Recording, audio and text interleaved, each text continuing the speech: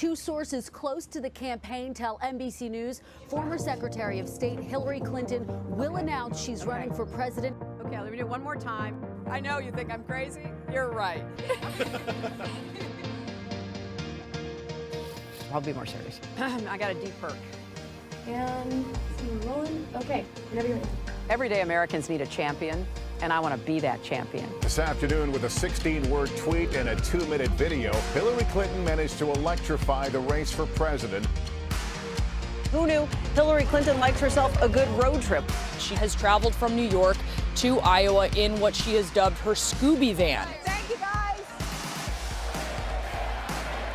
I've spent my life fighting for children, families, and our country, and I'm not stopping now.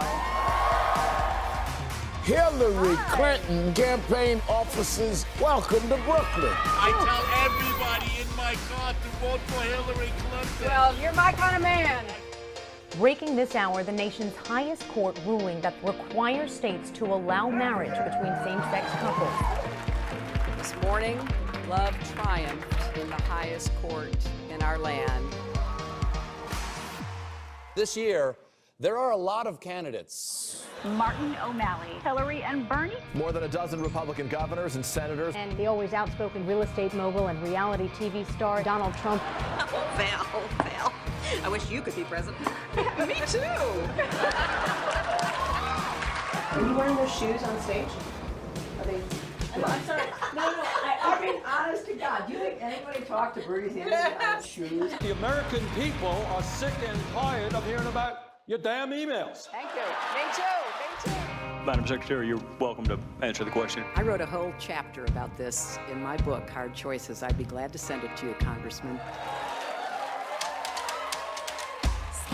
What's happening in Flint, Michigan. Every single American should be outraged. Hillary Clinton isn't afraid to say that Black Lives Matter. Every single one of our children deserves the chance to live up to his or her God-given potential. How are you? My gosh! All right, it's finally the real thing tonight in Iowa. You can feel the energy. This one is a close race. Get refreshed. Yeah, what do you think I was doing every 5 seconds? It's a nail biter. Hillary Clinton declared victory for the Democrats. Campaigns now take to New Hampshire and beyond. Bernie Sanders beat Hillary Clinton. Thank you, New Hampshire. She expanded her lead tonight. Clinton now getting her strongest show of support yet. Trump and Hillary Clinton recorded a string of important wins. Hold on. And NBC just called it. NBC News is now declaring Hillary Clinton the presumptive Democratic nominee. For the next president of the United States.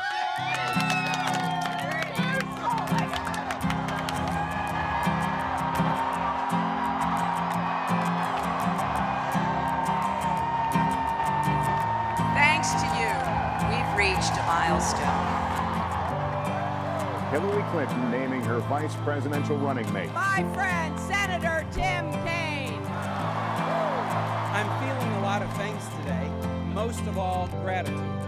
I'm grateful to you, Hillary, for the trust that you've placed in me, and we're going to be compañeros de alma in this great lucha ahead.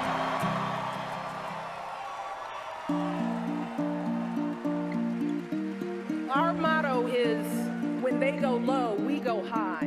Brave. That's what Hillary Clinton called me when I told her I was worried my parents would be deported. Donald Trump, have you even read the United States Constitution? I will gladly lend you my copy. No matter how daunting the odds, no matter how much people try to knock her down, she never, ever quits. That's the Hillary I admire. In honor of Dorothy and Hugh's daughter and my sweet friend, this one's for you, Hill. 98 votes. Yes. I move that Hillary Clinton be selected as the nominee of the Democratic Party for President of the United States. That is with humility, determination, and boundless confidence in America's promise that I accept your nomination for President of the United States. It is a historic night in Philadelphia as Clinton becomes the first woman to accept a presidential nomination from a major party. When there are no ceilings, the sky's the limit. It will be Clinton versus Trump. A man whose presidential candidacy was greeted as a joke when he announced it. I alone can fix it. I have a very good brain. I know words. I have the best words. Bing, bing, bong, bong, bing, bing. What I say is what I say. I don't like mosquitoes. Bong, bing, bing, bing. I tweet.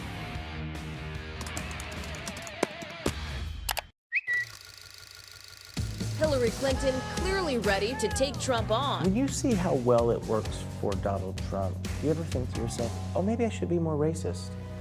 The first presidential debate, Secretary Clinton. Woo! Okay.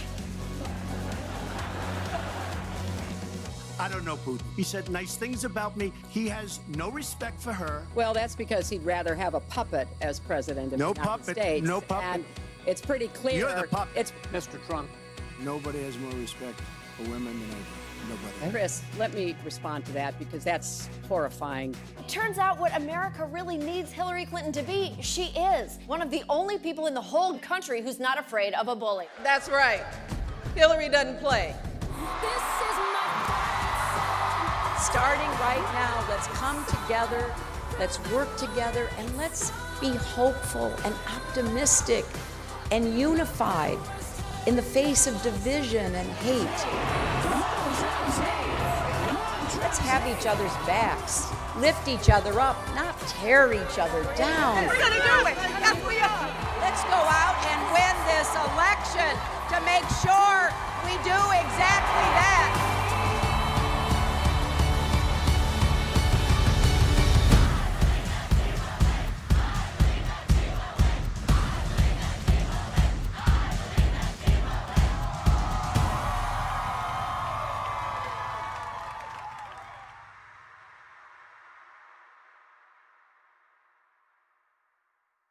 My mother, Dorothy, was abandoned by her parents as a young girl.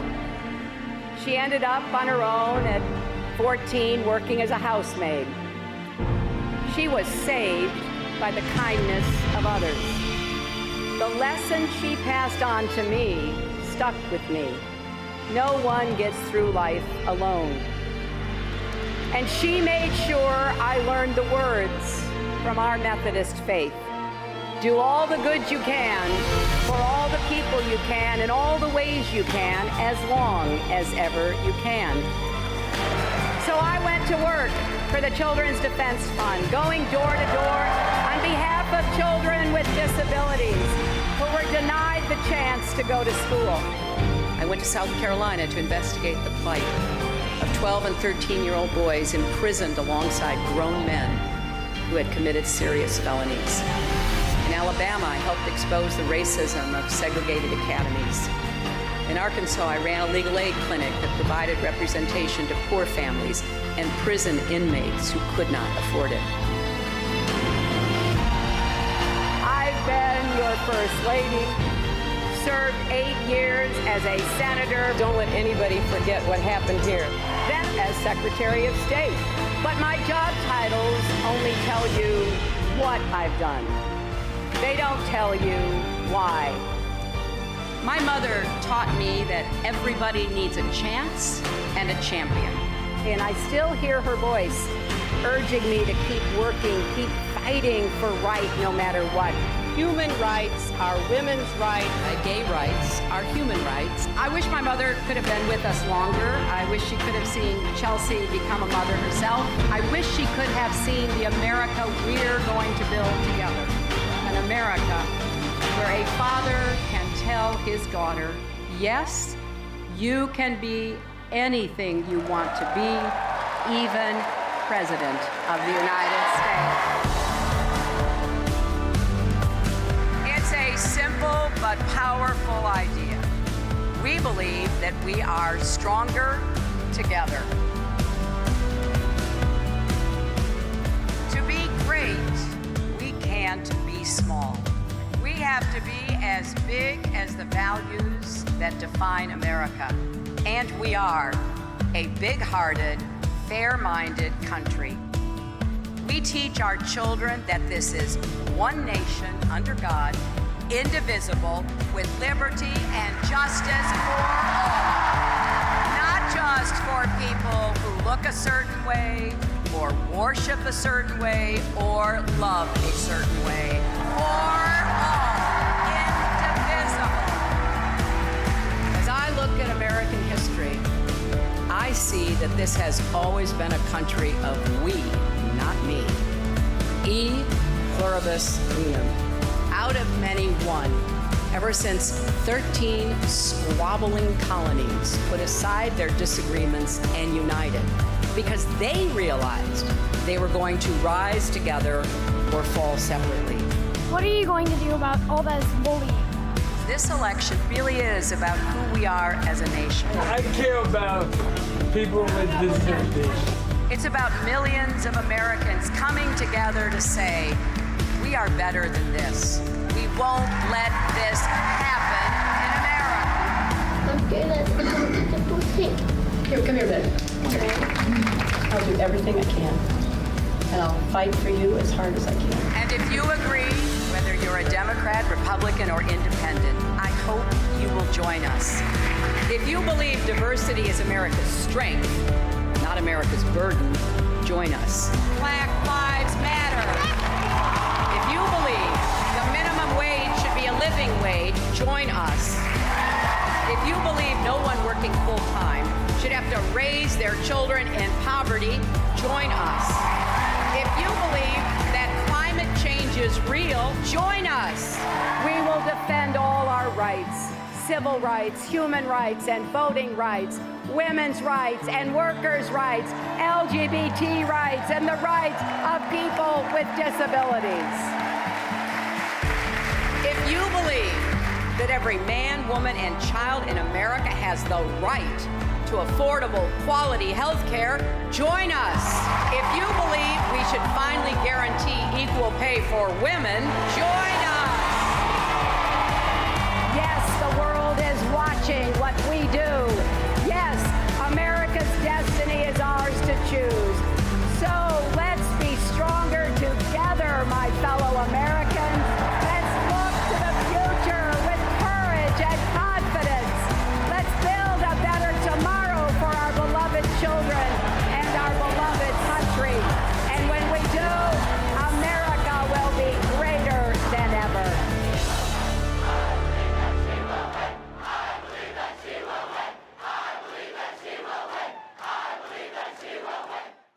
Long before Hillary Clinton testified at Benghazi hearings or battled Donald Trump, she defied the traditional role of First Lady to become a major political player.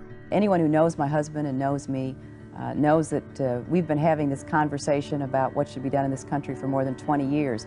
He's the one who's elected. He's the one who has to make the final decision. But I care about what he does, and I care about what happens, and I want to participate. Her college classmates might have seen it coming.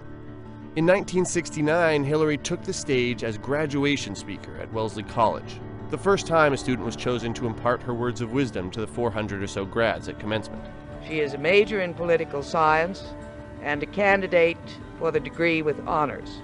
She is also cheerful, good-humored, good company, and a good friend to all of us, and it is a great pleasure to present to this audience Ms. Hillary Rodham.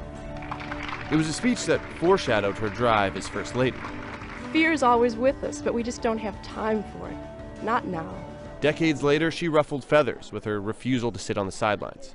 Bill Clinton is running hard for the presidency, but his wife Hillary, an attorney and an advocate for various causes, seems to be running as hard as he is. I suppose I could have stayed home and baked cookies and had teas, but what I decided to do was to fulfill my profession, which I entered before my husband was in public life. She's less a spouse than a running mate. Her assertiveness makes some voters uncomfortable. I feel that she's the power behind the throne. I think she's a very aggressive woman. She's overly ambitious. We elected Bill Clinton, not Hillary. I think she has a little bit too much power for a president's wife. The power that she has bothers me a lot. You do have considerable influence, and some people say that there are Americans who don't feel totally comfortable with that because they're not sure how much influence you have. And after all, you were not elected. How much influence do you have? I don't know that I have any more influence than anybody else who is an advisor to the president. As First Lady, Clinton tried and failed to revamp the healthcare system. I know from my own experiences and from the conversations I've been privileged to have with thousands of our fellow citizens across this country that something is wrong with our healthcare system and that it needs to be fixed. The critics of Hillary Care were just as vocal as those of Obamacare. And Clinton was criticized for trying to engineer her health care reform plan without input from Congress. Health care reform had been on life supports for weeks. Today, it fell to Senate Majority Leader George Mitchell to officially pull the plug. Under constant attack from critics, support for the package dropped steadily. Opposition increased. Key players say everyone is to blame for the death of health reform. The president, Mrs. Clinton, Democratic and Republican leaders in Congress. Your husband has had a tough time lately in terms of the public perception. There are some people who believe, had you not been in charge of health care, some of these embarrassing fiascos wouldn't have happened. I am very committed to doing what he's asked me to do, which is to work on health care. And, you know, a lot of these other matters are ones that, you know, things happen. You know, people make mistakes. She also took her policymaking ambitions abroad, denouncing human rights abuses against women at a 1995 UN meeting in Beijing. If there is one message that echoes forth from this conference, let it be that human rights are women's rights and women's rights are human rights once and for all.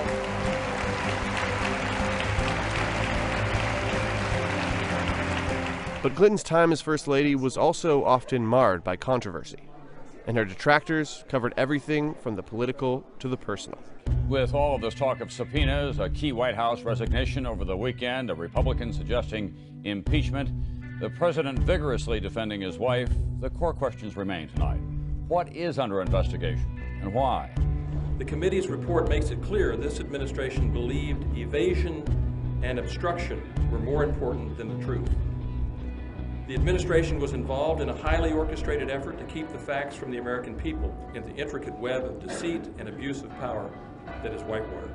I just wanted to comment that there's been one central figure that has been a major player in all three phases of this investigation, from the Vince Foster hours after his death, to the Washington investigation, to the events in Arkansas. And that one person has been Hillary Rodham Clinton. There was the Whitewater scandal, which led to an investigation by a special prosecutor into a series of real estate transactions long before the Clintons were in the White House. The question now, was it ethical for Hillary Clinton and her law firm to represent the SNL before a state regulator appointed by her husband? Do you know of any money that could have gone from Madison to the Whitewater Project or to any of your husband's political campaigns? Absolutely not. I do not. And of course, there was her ever-scrutinized decision to stand by her husband, despite his affair with White House intern Monica Lewinsky. I did not have sexual relations with that woman. So if what you have heard is something you can believe, and if what the president has told the nation is the whole truth and nothing but the truth, Right. then you'd have to agree that this is the worst and most damaging smear of the 20th century. The great story here, for anybody willing to find it and write about it and explain it, is this vast right-wing conspiracy that has been conspiring against my husband since the day he announced for president. In a deposition in January, I was asked questions about my relationship with Monica Lewinsky. While my answers were legally accurate, I did not volunteer information. Indeed, I did have a relationship with Miss Lewinsky that was not appropriate. She has been silent about this topic for months. Now Hillary Clinton is speaking out about the state of her marriage. The First Lady blamed her husband's problems on childhood abuse, saying everybody has some dysfunction in their family. They have to deal with it. You just don't walk away if you love someone. You help the person.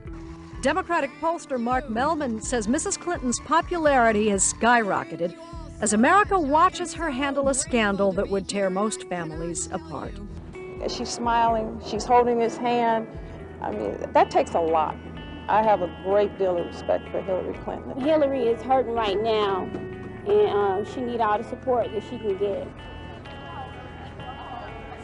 Based on what you know now, 5 years after coming to Washington, the personal attacks, the political attacks, do you sit home at night and think it's worth it? It is worth it. Now, do I wish that we didn't live in a time where people were so malicious and evil-minded? Of course, but you know, that's human nature. So you take the good with the bad, and the good has far, far outweighed any bad at all. Taking criticism from all sides as an unconventional First Lady forced Hillary Clinton to develop thick skin, something she's drawing on in 2016 as she becomes the first woman to be nominated by a major party for president. Hey, NBC News fans, thanks for checking out our YouTube channel. Subscribe by clicking on that button down here, and click on any of the videos over here to watch the latest interviews, show highlights, and digital exclusives. Thanks for watching.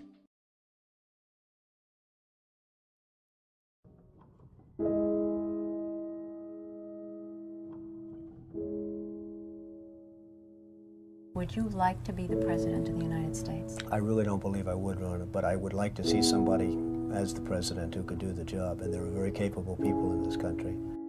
Why wouldn't you dedicate yourself to public service? Because I think it's a very mean life.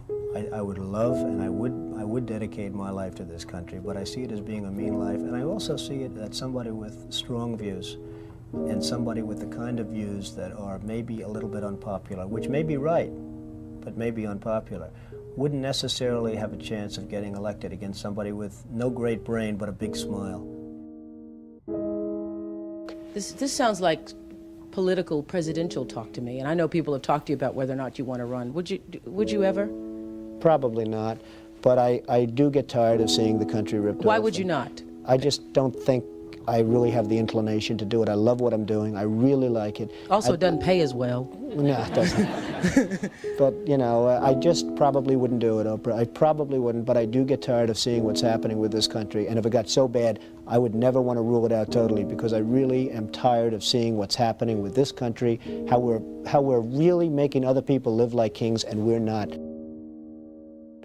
You've said, though, that if you did run for president, you believe you'd win. Well, I don't know. I think I'd win. I tell you what, I wouldn't go in to lose. I've never gone in to lose in my life. And if I did decide to do it, I think I'd be inclined, I would say that I would have a hell of a chance of winning, because I think people, I don't know how your audience feels, but I think people are tired of seeing the United States ripped off. And I can't promise you everything, but I can tell you one thing, this country would make one hell of a lot of money from those people that for 25 years have taken advantage. It wouldn't be the way it's been, believe me. But you might be classified as an Eastern Republican. Fair? Well, I guess you could say that, yes. Which means kind of a Rockefeller, Chase Manhattan Republican? I never thought of it in those terms. How do you define it? Are you a Bush Republican? No, I think I'm really, the people that I do best with are the people that drive the taxis. You know, wealthy people don't like me, because I'm competing against them all the time, and they don't like me, and I like to win. The fact is, I go down the streets of New York, and the people that really like me are the taxi drivers and the workers, et cetera, et cetera. I mean, I really get a great response. Why are you a Republican? I have no idea. I mean, I am a Republican because I just believe in certain principles of the Republican Party. You have flirted with the idea of politics. Now you're here at your first national convention. Does that get you interested in possibly making the plunge? Now you have to tell me something. Who told you I flirted? Well, I didn't know that I flirted. Well, you took out full-page ads in the New York Times to talk about your foreign policy. Some people would say... I do feel very strongly about the country. I love the country. You've become a role model in this country. The reason that your book sells, the reason that your board game sells, is because people are looking to leaders. People are looking for values, and you're one of the people. And it's you may dismiss it, but people are talking about, you know, Donald Trump for president. What they're really talking about is Donald Trump, show us the way. Well, be the true white hat. I'm, again, somebody that has a good instinct financially. I have had historically. I've followed markets. I've been going the right direction, whether it's New York real estate or stocks or whatever. I know from a common sense financial standpoint that something has to burst. When a country is losing billions and billions and billions of dollars a year, and when other countries are making hundreds of billions of dollars, something is going to burst, and it's going to start here. I know it. It's a question of when. To me, it's not a question if, it's a question of when. And unless we're going to solve our problem, and the problem is caused by our allies, unless we're going to solve that problem, this country is in very, very big trouble. And I'm not talking recession kind of trouble, I'm talking depression kind of trouble. Would you really like to take over and run the country as you have run your organization? I would much prefer that somebody else do it. I just don't know if the somebody else is there. I don't know if we have the kind of advocate that you need. We need major surgery. This country needs major surgery. Are you the surgeon? I think I do a fantastic job, but I really would prefer not doing it.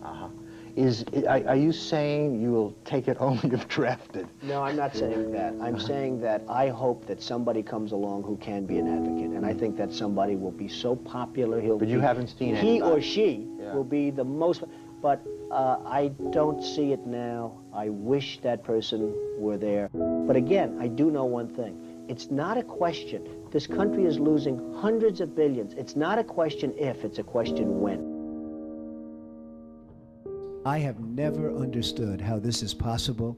I have never understood how somebody throughout this country didn't sue the United States government and have that overturned. I mean, you had people, investors, investing over a 10-year period for under a set of conditions. And this is, as I was talking before, playing the game. We're all playing by a certain set of rules. The rules were changed for the government, but they weren't changed for us. I mean, it was an incredible circumstance that happened. And people went bust by the hundreds of thousands, and I hope you weren't one of them in terms of that, but obviously you know a lot of people that were. They changed the rules on taxes, and you have some incredible situations where people guaranteed personally a stream of payments to be paid over a 10-year period based on a stream of tax benefits for perhaps a very good job, like a low-income housing development. Nothing wrong with that, a very positive thing. And after 2 years, they got wiped out with the taxes, and yet they still owed all of this money. And many of these people, most of these people, had to declare bankruptcy. They couldn't pay it. I deal with foreigners all the time. I deal with foreign leaders all the time. I know many of the foreign leaders probably better than a lot of the so-called candidates that are running on the Republican and Democratic tickets. I think I'd get along very well with them. And I think you'd have a lot less gridlock in Washington if I decide to do this and if I won. You know, nobody talks about the soldiers that are coming back with no arms and no legs. And I saw at Mar-a-Lago on Mondays, I make Mar-a-Lago my club that you know about. In Palm Beach. I make that twice now. On a Monday, I let returning Iraqi injured soldiers come to the premises. The most beautiful people I've ever seen, but they're missing arms and legs. They're with their wives, sometimes they're with their girlfriends, and the tears are coming down the faces of these people.